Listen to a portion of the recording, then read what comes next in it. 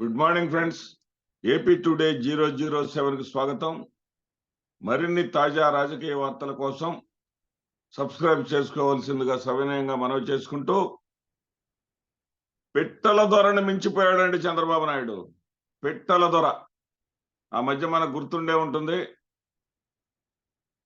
ఇది అమరావతిలో ప్రతి ఇంటికి ఏసీ అన్నాడు. అదేవిధంగా సముద్రాన్ని కంట్రోల్ చేస్తానన్నాడు. జనరల్ గా ఏంటంటే డిజాస్టర్ మేనేజ్మెంట్ వాళ్ళ ద్వారా మనందరికి కూడా ఇప్పటికే మెసేజ్లు వస్తున్నాయి. అంతకుముందు అతను అధికారంలోకి రాకముందు కాంగ్రెస్ ప్రభుత్వ హయాంలో కూడా మెసేజ్లు వచ్చాయి. సెల్లో వచ్చేటటువంటి మెసేజ్ల్ని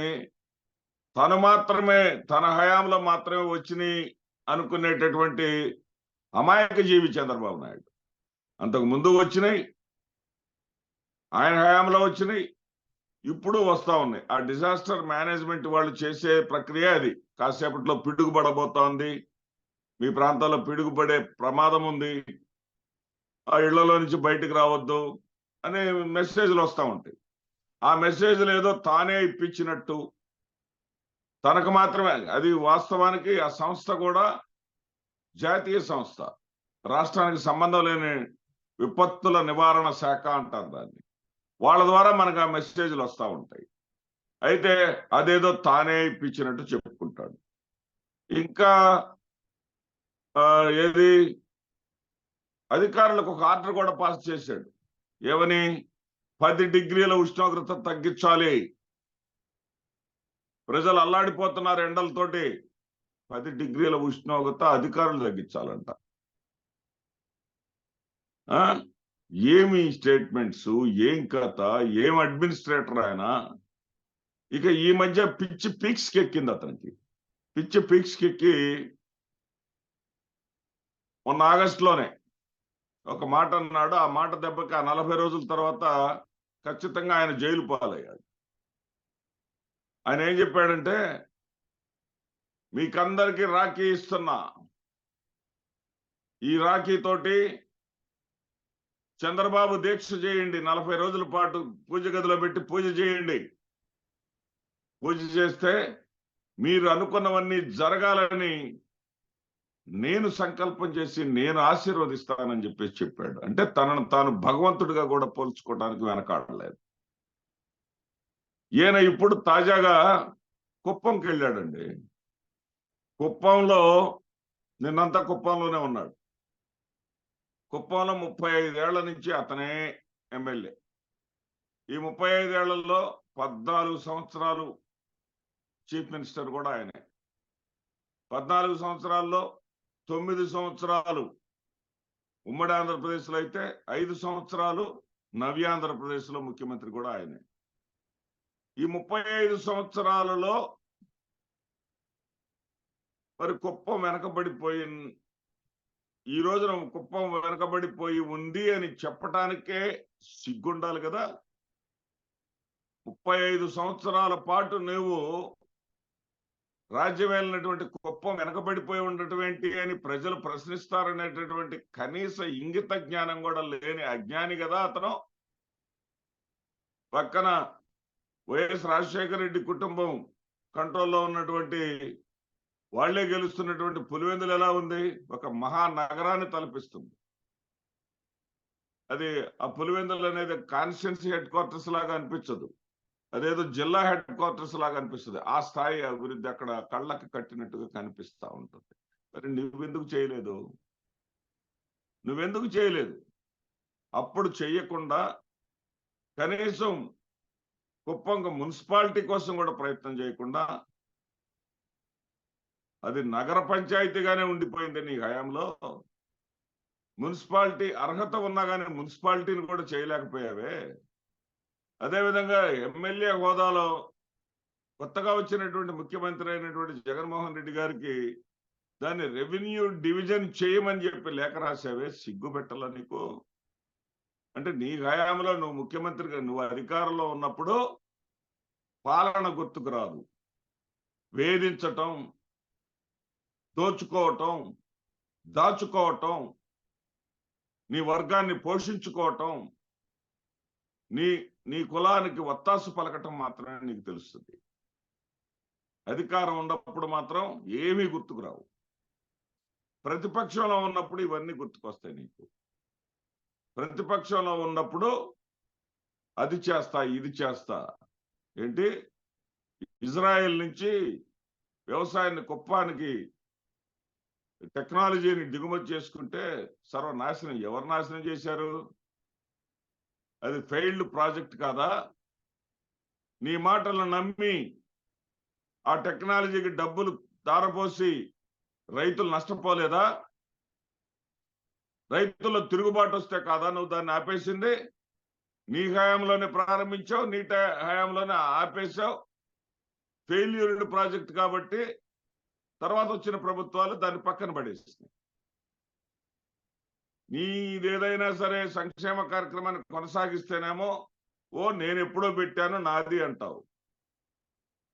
నీవు అనాలోచితంగా చేసి ఫెయిల్ అయినటువంటి దాన్ని ఆపేస్తేనేమో నేనేదో పొడుద్దాం అనుకున్నాను, దాన్ని పొడవనీయకుండా ఆపేశారని చెప్పేసి ప్రజలు తప్పుదారి పట్టించాలని ప్రయత్నం చేస్తావు.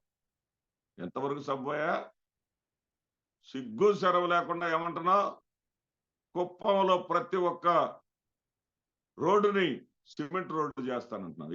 35 ఏళ్ల కాలంలో చేయలేదే? 35 ఏళ్ల కాలంలో సిమెంట్ రోడ్డు చేయటం చేతగానాడు. ఇప్పుడు మళ్ళీ కొత్తగా అధికారం ఇస్తే నువ్వు చేస్తావని చెప్పేసి ప్రజలు అనుకుంటారా? పెట్టల దొర అని అనుకోరా? పెట్టల దొర కూడా మాటలు చెప్తా ఉంటాడు. పొలాలకు దారులు వేస్తావంట.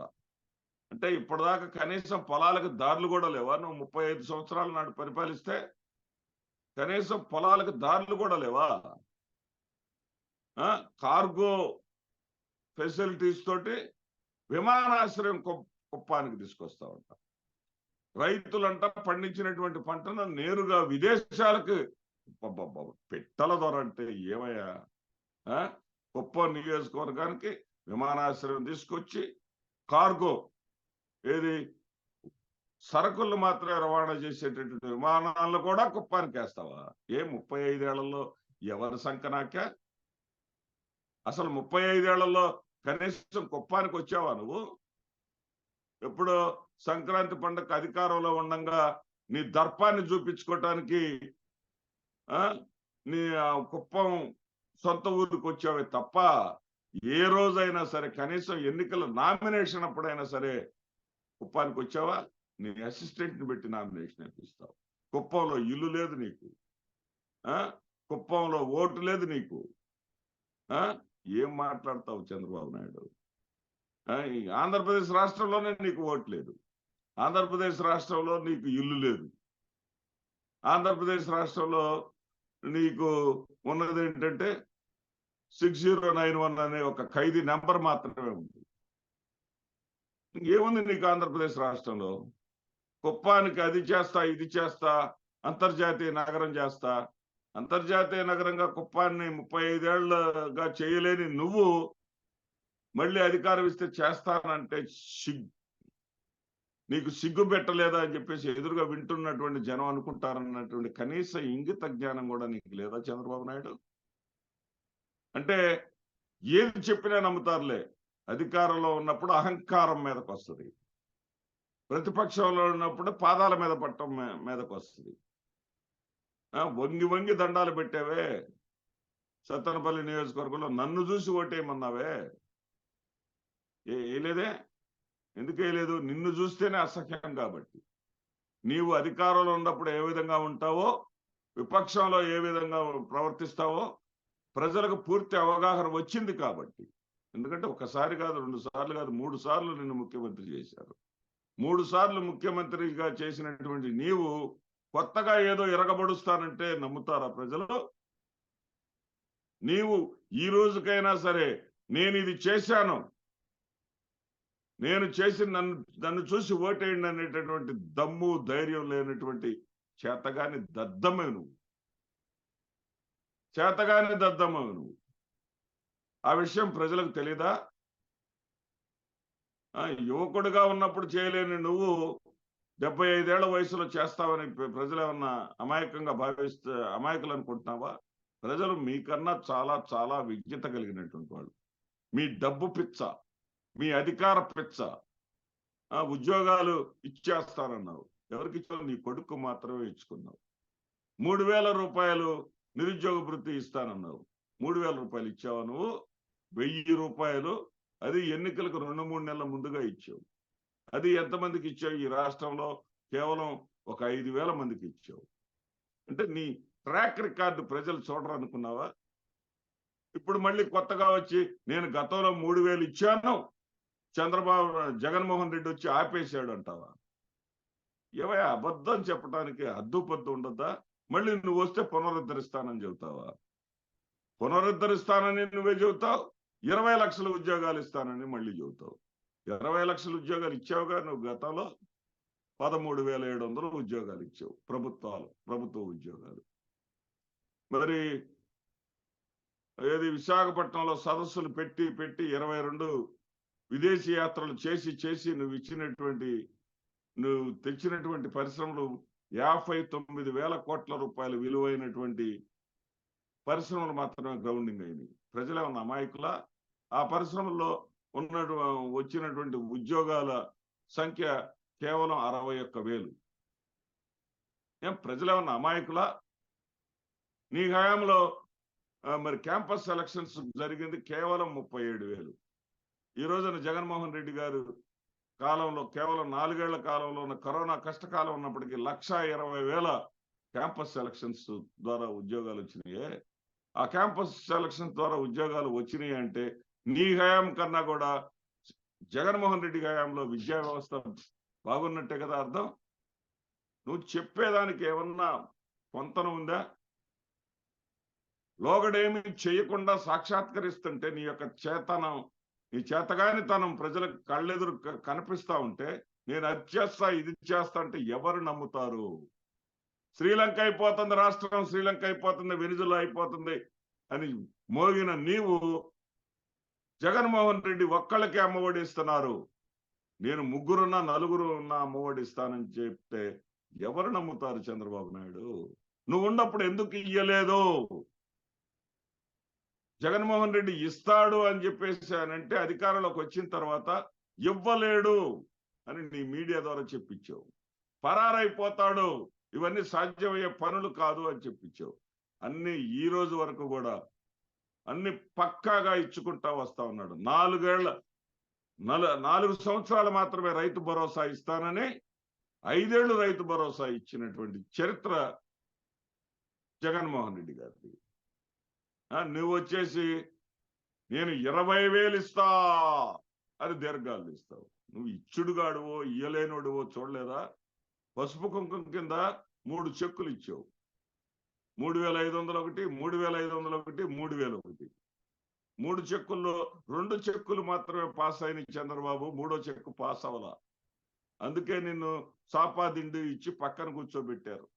అధికారం నీకు పనికిరాదులేవయ్యా, నువ్వు ఇచ్చిన మాట కూడా నిలబెట్టుకోలేవు, ఒక్కటి కాకపోతే ఒక్కటి కూడా చెప్పిన మాట నువ్వు చెయ్యలేవు, మాట ఇస్తావే గాని నిలబెట్టుకోలేవు అనేటటువంటి విషయాన్ని ప్రజలు గమనించారు. కాబట్టి మాట తప్పని మడమ తిప్పని జగన్మోహన్ రెడ్డి గారిని గెలిపించారు.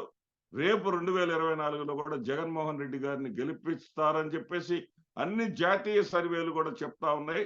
నిన్న లేటెస్ట్ గా వచ్చినటువంటి జన్మత్ సర్వే ఉన్నట్లుగా తెలంగాణలో 63 సీట్లు కాంగ్రెస్కి వస్తాయంటే 64 సీట్లు వచ్చినాయి.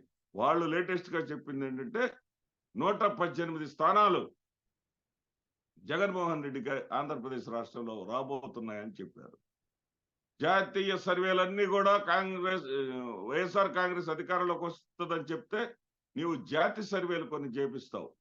శ్రీ ఆత్మసాక్షి అంటావు, TV5 అంటావు, ABN అంటావు, రైజ్ అంటావు.